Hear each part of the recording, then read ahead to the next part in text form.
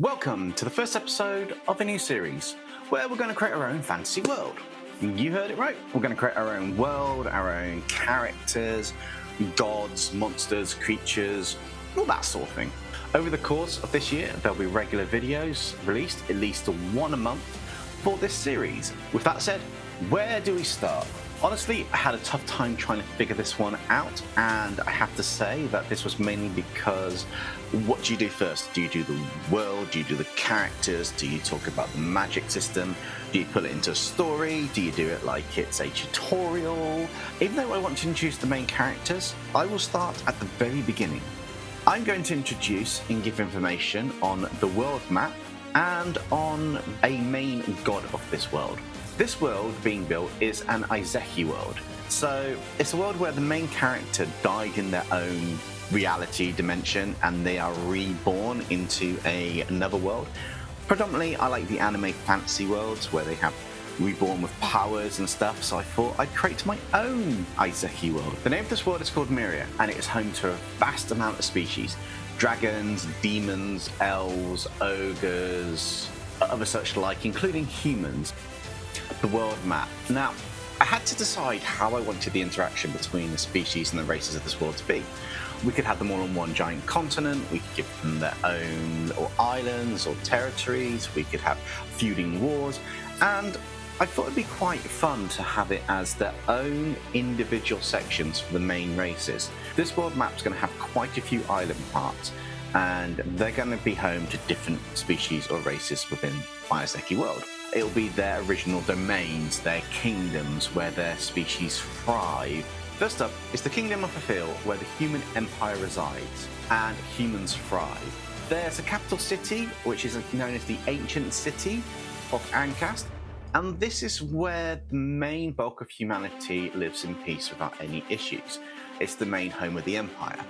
To the far east is the Kingdom of Dragons. The capital of this land is Dragons. It's the golden city of dragons. As they might suggest, it is literally made of gold that the dragons have taken over the years and treasures. It's filled with these mighty and legendary rulers of the skies. To the south below the Dragon of Isles, we have n.e.r.d, and its capital city is Wingo, the White City of Angels. Little is known about this race currently to the vast majority of the world, as they rarely show themselves, especially to outsiders. But they reside in what is often referred to as the Halo Isles. And you can see for this I wanted to do the shapes kind of like looking like rings going around, so it's more like halos. Next up, next to it, to the south, is Magus. It's the Isle of Demons. And as the name suggests, demons and demonic creatures reside here. Basically a capital called Daros, the ethereal city of evil, being demons, and obviously most can resurrect, or they've got some demonic powers. An ethereal city seems absolutely perfect, and it's just as powerful and thriving as Athil. Next to that, to the west, we have Galant, and its capital is n.e.r.d, the ancient city of the banished. It's a place where various species of Beast King and other monsters live, mostly in harmony. Originally banished from other lands for being different or feared, most are harmless, but a few bad apples have made these various races exiled. This island is ruled over by the Phoenix race. And to the far west on the map and north of Galant, we have Masuka Haven, a small land of two isles, or two islands. There's no capital and the inhabitants are sea folk.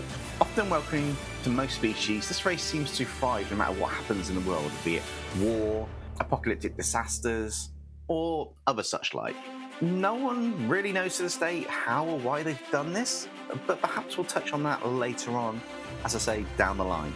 Now, to the northwest is the Kingdom of Elves. The wandering city of elves is the capital known as Wanves, a thriving capital built around a gigantic tree. Elves mainly send a couple of ambassadors out to establish trade. This ancient race is one that few have encountered, although some adventurous young elves have travelled to various realms expanding their knowledge and experience. And then, to the top north of the map, we have the Frozen North. The races that live up in this area are frost ogres and other ice-dwelling creatures. The capital for the frost ogres is Silsend, the silver city of the Frozen. not many can survive in this harsh climate in order to reach the capital, as well as the fact there's some monstrous beasts and harsh conditions. Now, a little disclaimer. Over time, this map might get a rework, or there could be some other islands added if we decide to, or there could be a case of taking things and tweaking them slightly in the design. I'm not really sure, but I'm leaving that open to creator's choice. So, now we've established the kingdoms of the world, but more importantly, this world needs a deity. So we're going to create a god, and I think it's time to introduce her. Her name is Els, and she is one of the gods of this world, and she's a bit on the clumsy side, is the nice way to put it. At least anyone who met this god believes that she is. She sees over the souls that get reincarnated into Myria.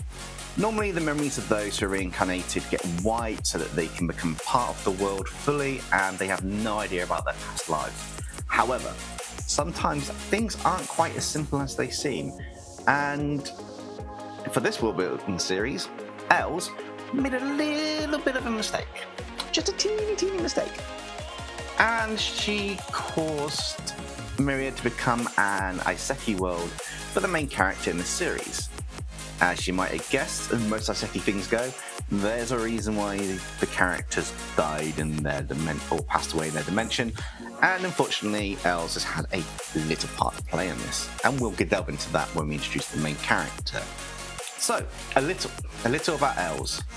She is one of the gods of the world, and there are several gods, and at least one god for each of the races in Myria. Being a god, she has a wide range of powers. Immortality, or at least what immortality is to people who perceive gods. The ability to create objects at will, give blessings and skills, alter appearances, yada yada yada, etc, etc. All world-defying abilities. And as with any god, although she is allowed to interact to a varying degree, it's forbidden for her to greatly influence the balance of the races in Myria. They can still give blessings or rise to heroes of their respective races being gods, but they can't completely interfere with the heroes of another race, for example. So, for this one, I wanted to have a kind of mix for the design of this god. Firstly, I wanted to give her kind of cool red long hair.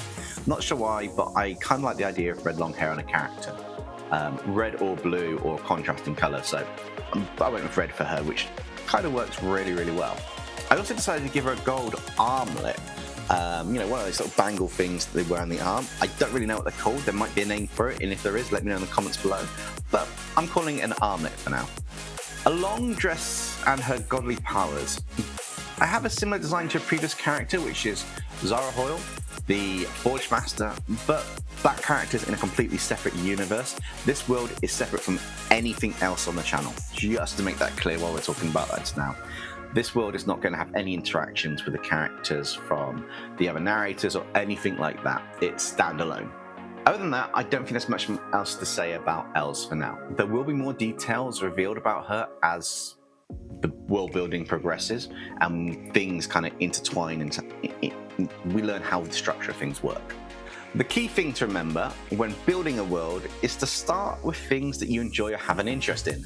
So, with that in mind, not only will it make it more enjoyable and help motivate you to produce something that you're happy with and a really cool piece of work, but give you direction and focus, this can help push your characters and the creatures, the environment of the world, and the overall interacting hierarchy to a new level. I quite like ancient cultures. I always have done. Egyptians with the hieroglyphs, ancient China, the Aztecs.